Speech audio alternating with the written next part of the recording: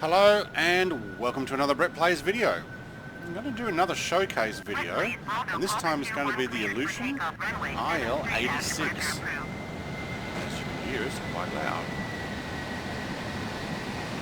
Just let this taxi out here at the moment. Now this is a Microsoft Flight Sim X. That's the previous version of Flight Simulator.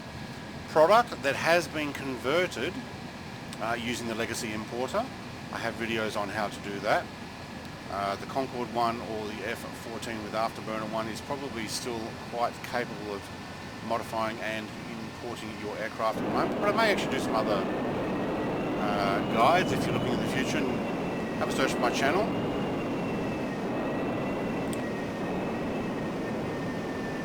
Obviously this is a Russian airliner, as you haven't already worked out. There are 3 liveries with this. There's also, with those 3 liveries on the military version of this aircraft, it is a slightly different model. It has a large, I guess it's going to be a radar bump on the roof at the front. But I will be taking the passenger version this time. Now I am taking off from a runway 7 at Sydney Airport. Now runway 7 is a shorter than a normal runway, and I'm not so sure we're going to have enough power, but we're going to give it a try anyway. Alright mate, that's probably far enough. Right, it makes a bit of a racket there when it hits the brakes, doesn't it?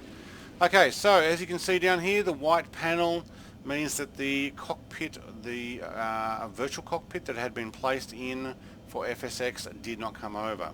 Almost looks like this might, see there's some stuff behind it, might have previously been a Flight Sim 2004 conversion to Flight Sim X, and then had a, well, there's a lot of room out back here, and your chairs have slidey tracks on them.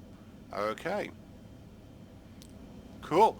Now some of the panels do, actually nothing is pressable unfortunately, which is probably just as well because I don't read Russian and I wouldn't know what I am doing. Nope, I just had to make sure I couldn't click there. Outside model. Okay, kind of looks a lot like a 707, which is probably what they were modelled on. So recenter that. Now, do we have a lighting? I don't see lights coming on or off, so that may actually be something that's not modelled on this. Now, the windows are modelled. You can actually see them light up. At least you can't turn your lights on or off. We are one level down. Flight controls, thank you. Air brakes.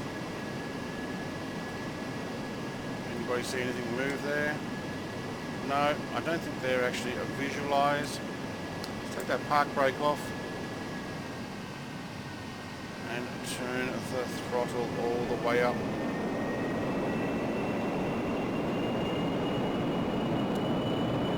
%70 will do, and then we'll release. What we might do is we might need another level of flaps because this is a big bird with not a lot of power. I do hear a clicking noise, which sounds like a file that is on repeat, which could be something to do with controls. Now, I didn't hear that when I flew this previously. Don't hear it inside. That might have actually been the flaps still going down. Not sure. We're on 100% throttle. We are not going to have enough to take off here. I can force it up into the air, please, thank you.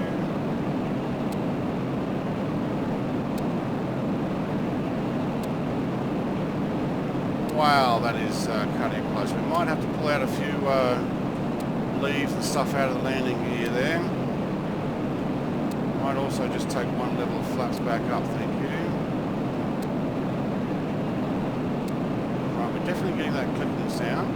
Did not hear that in the second livery, the passenger livery that I flew the other day. It might be something to do with the full throttle or flaps down.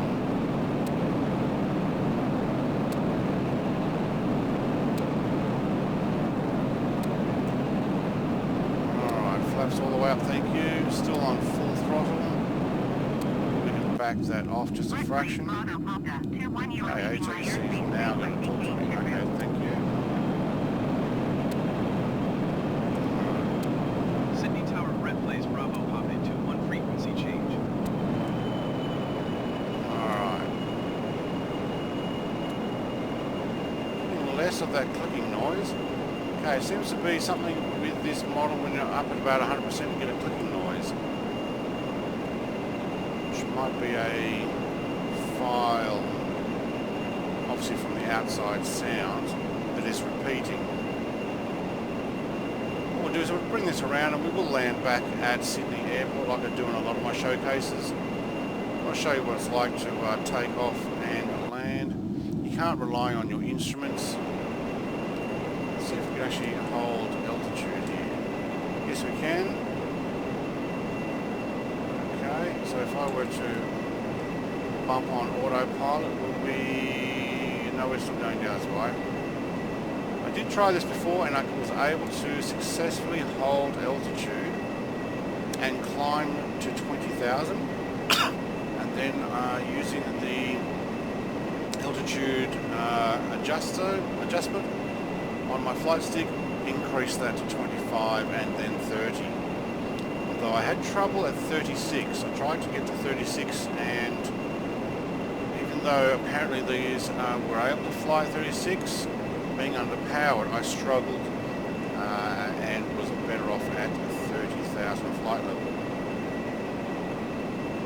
Alright, this is going to be interesting. Let's bring this in for a landing there. Anybody else has seen my videos, Mick G56 has been sitting on the end of that runway for quite a while. I've made several videos today and he's been on the end of the runway. Okay, there's that clicking noise. Once I get over about 50%, whoa, whoa, whoa, we are having trouble here. And I'd say we're going to crash our plane. Yep, oh, I just hit somebody's roof and there you go. So, did have trouble bringing this in for landing. Let's actually run this back in the air, turn around just to show you. Now I'm not going to actually cut this out because this obviously is some of the issues you're going to have. Being underpowered doesn't necessarily fly the easiest. No, I probably banked it too hard, so maybe something you need to just either that or I had to go at Mick. Looks like he's running down the runway. So we'll try and land this again. Coming in much faster now. Spoilers, thank you. If we have them, we can't see anything. Oh, now you want to hover. There we go. Do we have reverse thrusters? Yes, we do. Are they modelled? Can't see anything. There's that noise again. Alright, it is a showcase video, I know, but I'll put a bit of a review in this as well. Oh wow, there's no brakes on this at all. Almost ended up in the water. Okay. That's the IL-86. Yeah, it is finicky aircraft. The FSX model, or even the why is our wheel facing the wrong way? Even the potentially FS 2004 original model from this. Look,